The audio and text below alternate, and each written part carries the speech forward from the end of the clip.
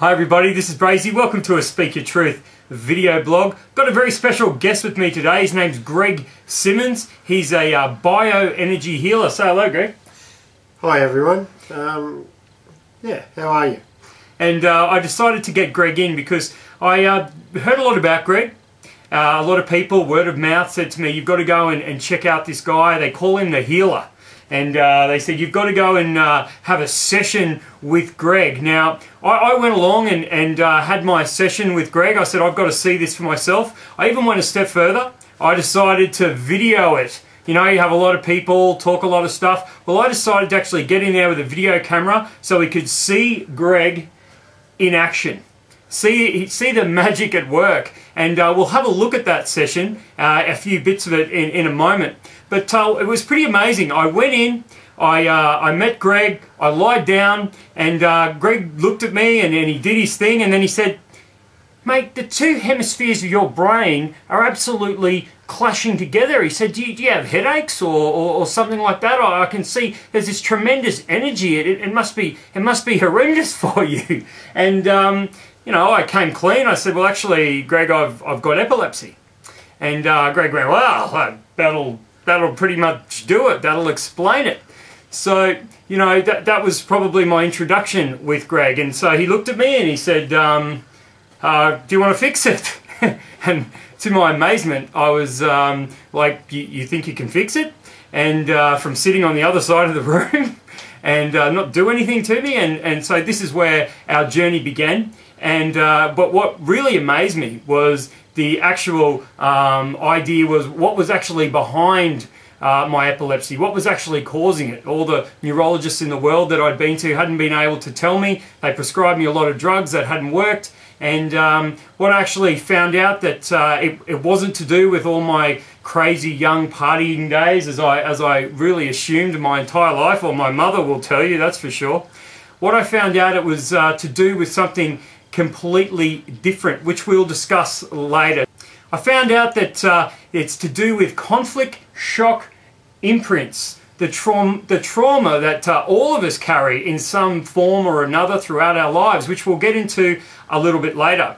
But what I want to talk to you first about, Greg, is when we first got in there and sat down, which we'll cross to in just a moment, the first thing you do is you tune in to my field. Can you explain what exactly is it when you're tuning in? What are you tuning into? Okay, well, we've all got intuitive abilities, and I'm audible. I can see things that are not seen with the normal eyes. So what I do is I listen and I look to see what is being presented by yourself, actually, as something that's causing you imbalance. So I'll be listening, I might hear words, I might see energies, and so when I'm tuning in, I'm actually using my intuitive skills, which we've really all got, to listen, to understand, and then I start from there. And when you said you could see the two hemispheres of my brain colliding, what, do you get a visual? What I could see in your head was not the actual hemispheres colliding, but seeing the energy that is in them conflicting each other. Right. Okay. So it's like there was a chaotic transference of energy from one area of your brain to the other, and that I know is only at particular times, as we'll discuss later, when you're more under pressure, right? And I could feel that when I was looking into your energy field, and that we're talking about looking into the energy field, not really the actual physical self, but we're looking at the energetic self, if you like, the etheric body. Gotcha. Yeah, that's right. Now, you're not like some sort of Clark Kent, some sort of Superman guy. You don't get X-ray vision. You just you have your own. You're able to connect to that energy, and you're able to get a visual. Yeah, this has been done many parts of the world and spoken of by scientists who have validated this. Yeah, sure. So, no, it's not a superhuman ability. It's an ability that we all actually carry. We're all human. We all have much greater potential to see, hear, feel and know, rather than just the 5 senses. All right, fantastic. All right, what we'll do now is we'll actually cross over and have a look at the way Greg actually does his tuning in, as it's called. He actually goes into theta waves, so if you see his eyes moving a little bit, it isn't theatrical. This is actually how it works. So check it out, and then we'll come back and we'll do a little bit more explanation. Did you have a father figure in your life? Just got to tune in again, because this word regret was quite strong, right? So that's what we have to pick up on, because this will be a sadness to some degree or another, but we need to make it visible for you to clear it more quickly and easily and give you a perspective on. Because at that time, I think, was when you first had your first epileptic session, was just after the loss of your other stepfather, Doug, wasn't it? Yeah, it was sort of around that time. Around that time, yeah. Yeah. Okay, and we did at that stage look at the loss of a loved one as being a major, because it is a major impact on us. It's like a life-threatening thing. Right. Somebody that you really love is going out of your life that was around, and not only being sensitive, not only do you feel regret for yourself, but you probably felt, how did you feel for him? Pick that up. Yeah, I know. I felt terrible. Yep. You know, I remember as a kid saying, you know, like, you know, because I was like, Mum, I want to go live with Doug, because I felt really bad. Yep. Not because I wanted to live with Doug, but because I felt really bad for him. For Doug, yeah. Yep, okay. I want you to go into that. Go back to it. Pick up on that feeling of how you felt really sad for him, or as you said, bad for him. Just sense what the feeling was like. That seizure that you had the other day, right? I want to see if we can link it to an emotional, something emotional, so that we can weaken it, weaken the trigger, weaken the origins of the trigger. Right. Yep. Right? Yep. So that's what I'm looking at doing with you, because you said you've had the flu-like symptoms, you're feeling, sometimes you can see the anger coming up, etc. So we want to trace it, and I picked up that regret. So, but there's mixed in with it, mixed in this whole thing is the lack of support, right? Or is the undermining of somebody else, or the abandonment of somebody else, right? All these things are mixed in here. So I just want to sort it out with you. So there you have it. Deep regret and abandonment seem to be two of the conflict shock imprints that I have, that you've discovered in my field from this particular healing and other ones that we've actually done. And what was amazing is you even established where these actually occurred. And in my case, because I went through a couple of divorces as a youngster, you could actually tell where they were coming up again, and these patterns were repeating, and maybe where they intensified. Now, can you just explain to us what exactly are these conflict shock imprints or patterns that all of us, or many people, actually have in their fields, and what exactly are they, and how did you find these things? Well, conflict is, as the word says, it's a conflict in your life, or a shock. You have a shock in your life, and it's usually related to your well-being, somebody you love's well-being, your security, the whole of your world, because you're only little. So you're depending on others to keep you secure, and for the supply of everything that you need. So it's when you're young, you will usually see certain things as life-threatening, even though they may not be that way. You'll feel them if the intensity is there in those that are in conflict around you, or the loss of a loved one. You'll feel the intensity of the emotion, and you'll actually make it. Even if you don't understand what's going on, you'll feel if your parents are fighting, or if you've been in a car accident or whatever, you'll feel that conflict, and you'll feel the shock, and it imprints. Where? It imprints on in your field, in your energy field, in your subconscious as well. Right. So here you have a particular reference to a trauma. So if this has been a pattern that you've inherited, or a belief you've inherited about a particular type of fear from your parents, or if they're carrying a certain amount of energy around this, you'll pick it up as a kid. You pick up the energy more so than you pick up the words. So anybody that thinks they're masking how they feel in front of a child by just using calmer words, it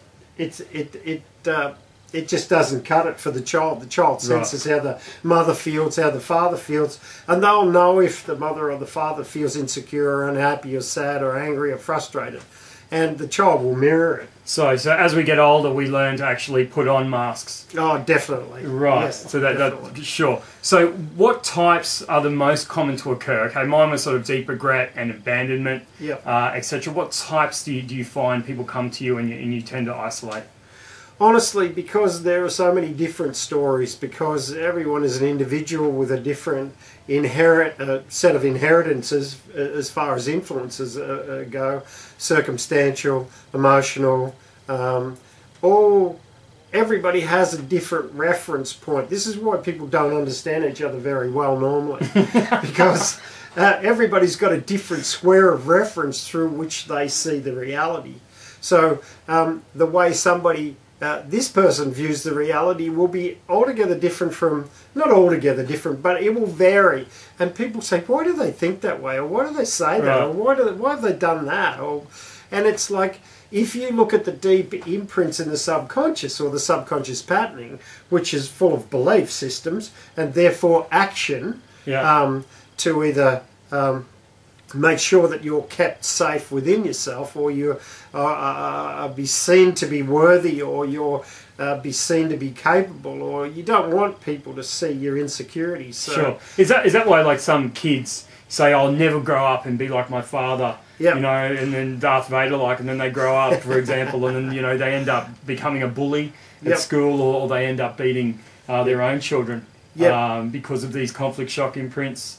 They imprint on them, and then they end up acting out, you know, because that... Is it like... I guess the best way I think of it through my own experience with you was, it's almost like a software program. To a degree, and you almost have to sort of delete that program from your field, which I guess all sounds a little bit creepy, but... no, it's not creepy. It's the most natural thing in the world. I mean, the psychologists and psychiatrists are working at doing that when they work with people, is to... get the person to change their patterning so they think differently. But there's a very powerful way to do that, and I think we'll probably cover that a little bit later on. Sure. So you've got these conflict shock imprints, or as I call them, little software programs, influences that you know, give you a certain rose-coloured glasses. Or not rose-coloured. Or very not rose-coloured, that the way you see life, or you perceive your reality. Absolutely. So how do they then... you know, manifest or physicalise into some sort of ailment? Okay, well, you've probably read all the books that say you'll manifest what you believe in. Yep. And if from Anthony Robbins through to Deepak Chopra through to everybody, right. Okay, so a lot of the times you will see something in a situation that is actually not there. But because you will say, if somebody else is upset and they're angry and they want to take it out on take their anger out on another human being, and you happen to be there at the time, and they're taking it out on you, most of us are design patterns will let us either defend, hide, attack, or or whatever. That's a reaction. We want to get to the point where we've weakened our patterning enough that we don't react. We actually look and resolve the situation. We go, what's this person really talking about? And we then tend not to personalise what they're saying, because they're talking in terms of judgment if they're attacking us, right? And say if they're attacking us, they might be using us to offload all their negative energy and create a victimhood situation, so as they'll draw our energy of support. Only usually it's rescue.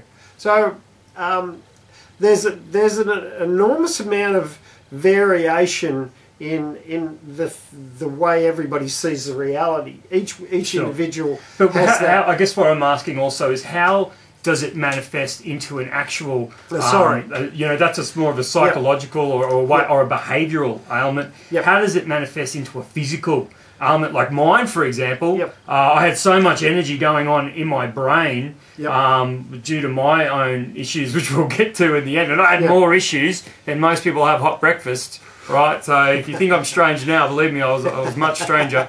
For as far as the epilepsy goes, what sort of other ailments do you find that you know, these sort of conflict shock imprints? Now I got to correct you into? there. Can I correct you? Right. Because you have an amazing passion to support human beings. You have an amazing passion to see that integrity is carried out. Right. And that causes you an enormous amount of pressure when you see the lack of it or the suffering of another human being. You want to go to their aid. So you take on an enormous amount of responsibility in your thoughts to try and create some sort of an awareness for that person or that group of people or for that. Sure. And so consequently, this manifests as a great deal of responsibility and pressure on your shoulders. So when I look at you, I see not what you describe yourself as, obviously. I see you as a human being in the way that I said, compassionate about other people's welfare and well-being. That's very kind of you. No, now, that's the truth. Tell us some nitty-gritty. Tell us some of the ailments that that these conflict shock imprints can manifest in. Yep. Where do they manifest in the body? Well, usually we'll, like and most of the books will talk about it.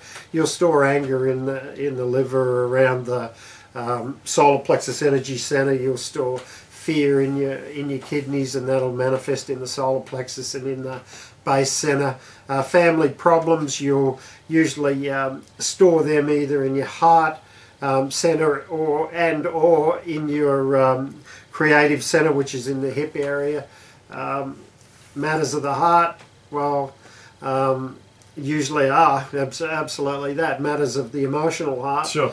Not being able to express yourself because you were too scared to in your childhood, or you didn't want to hurt people's feelings, or you didn't actually know what to say, or you didn't want to say the wrong thing. You will actually hold that energy in this energy center, and you'll affect this part of your body, Wow. which can be either the thyroid, parathyroids, or the neck vertebrae. So you can store anger in your head. There's so many places that we do store energy in our field.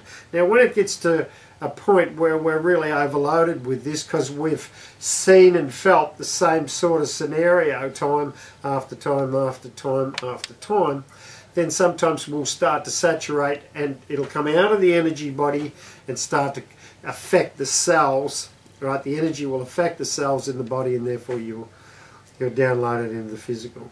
That's my take. Right. And so many others too, like I can mention the scientists if you like, but I won't bother because there's plenty of them. All right, no worries. I know, but in your workshops, you've got a workshop coming up, I know, on the 17th of November, which is on a Sunday. You do these full workshops where you go into this in a lot more detail. Yep. So by all means, just hit me on Facebook if you're interested in attending those. They're in Queensland in Australia.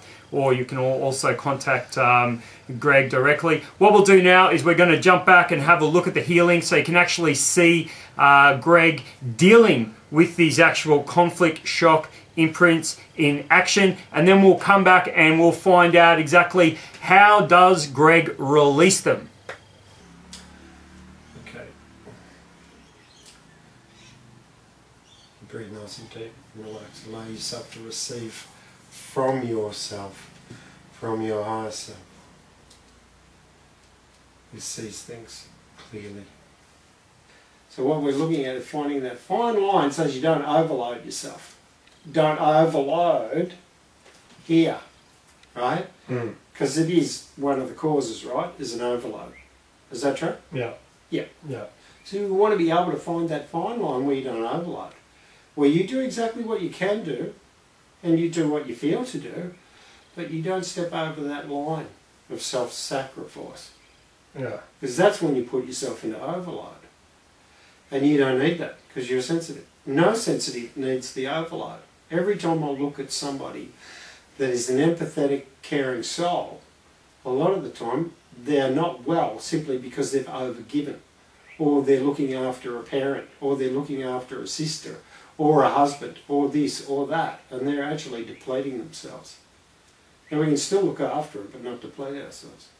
All right, Greg, so the final question that we have for you now is, now that you've isolated what these conflict shock imprints are, where they're manifesting in the body, how do you release it? Like if someone's got depression and it's causing, for example, cancer, or it's causing them some sort of ailment, like you say, it stores it in the liver, and then they're drinking on top of that, you know, causing themselves all kinds of problems, you then can go in and actually cure them.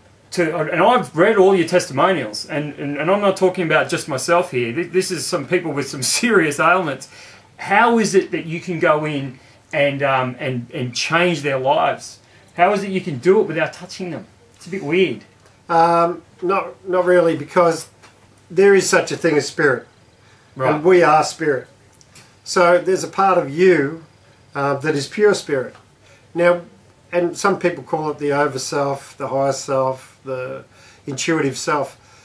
What I do is I support you to utilize, and you're not fully aware of how we do it at the time, but it is you that will begin to clear your field of the trauma, right, that is transmute the emotions around the conflict shock imprints, so that they can be seen differently, because the over-self sees without judgment. The over-self sees with compassion and empathy.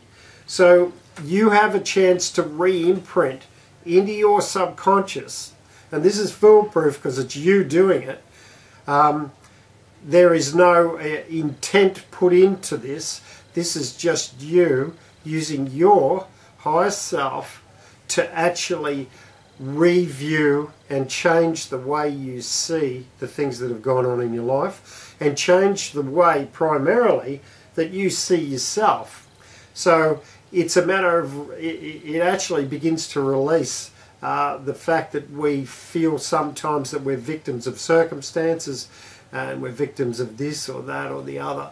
You begin to see how much potential you carry, how relaxed you can be, how much you can detach and not personalise a lot of the trauma that's going on around you. Sure.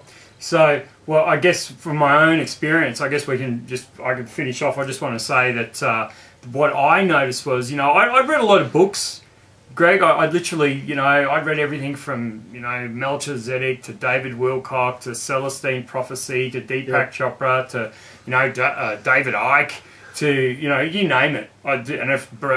Eckhart Tolle and, you know, Doreen Virtue and all these people. And if I've left anyone out, believe me, I've read them. And every person that I'd ever you know read, they all had these amazing experiences of synchronicity, and they all had these, you know, amazing experiences where they, you know, were standing in Peru and they felt the energy coming up their legs and you know, all this sort of thing. Yep. And I was always like, oh man, I wish I could do that Merkaba meditation. I wish I could feel that. I wish I could, you know, and I read it all, and the information, the knowledge was extraordinary. And it wasn't until I actually, you know, had these healings where I was like, oh my God, I can see this Eye of Horus and it's zapping me. I could feel it zapping my head. And that's why I wanted to do this today, because it really did make a difference. And when we isolated these conflict shock imprints, and I could actually feel them weakening, and then I realized that, you know, once you get rid of all of those things in your life, once they change the way you make decisions in your life on a day-to-day basis. For me, it was just strange stuff like, you know, I just stopped eating meat, and then I started, you know, being worried about the types of water that I would drink, and then I'd be, you know, I wasn't as aggressive with my friends. I wasn't as, you know, worried about things as I used to be, and it was sort of gradual, but I kept thinking to myself, you know what, I'd really go off about that, or I'd, you know, and it was all of these types of things, and I felt like, wow, if once you get rid of these conflict shock imprints or weaken them, it does change your behaviour. And it does change the way you sort of see the world to a degree. And believe me, I'm not sucking on the peace pipe or anything like that. All of that sort of vanished as well. So I guess my big issue is I would love to think what would happen if you could almost, I mean, the pharmaceutical companies would love you if you could put this in a tablet, but if everybody could get rid of all of their patterning, not saying that I have, but you know, just the negative patterning, all the negative patterning. If you could, everybody could get rid of that. The fear it is basically. The fear-based stuff, and therefore being able to connect to the love. You know, it would. I think the world would change itself. Absolutely, and it would be the change that we want to be, and all that sort of stuff. So, yeah, I guess it was an extraordinary experience. I want to thank you very much for all the work that you've done. It is quite amazing, and it's not until you actually feel it and experience it that you realise that it's true. That maybe those religious classes might have something to it. Yeah. That maybe spirit is real. You never know. It's absolutely real. And if I could just say one thing, and when you were talking about all those books. Right. What this is you begin to read your own book with a different perspective. A non-judgmental, empathetic, compassionate,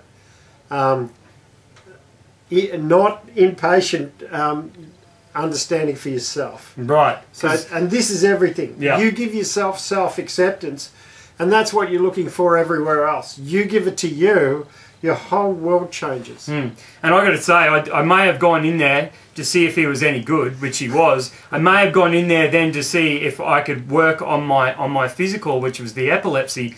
But what I ended up getting out of it was a whole new experience, which, you know, people talk about this thing called higher consciousness, but until you get rid of all the junk, all the stuff that's impeding you, I think then you start to get a practical understanding of maybe what higher consciousness is. It's something within all of our reaches. It's just a matter of getting away the blockage to it. Absolutely. You know, you don't have to sit in a cave or under a tree for a really long time to experience something. I'm not saying I've experienced everything, but I'm just saying to experience something, and that's an exciting thing. So this is Brazy. Like to thank Greg Simmons. Love to hear your opinion.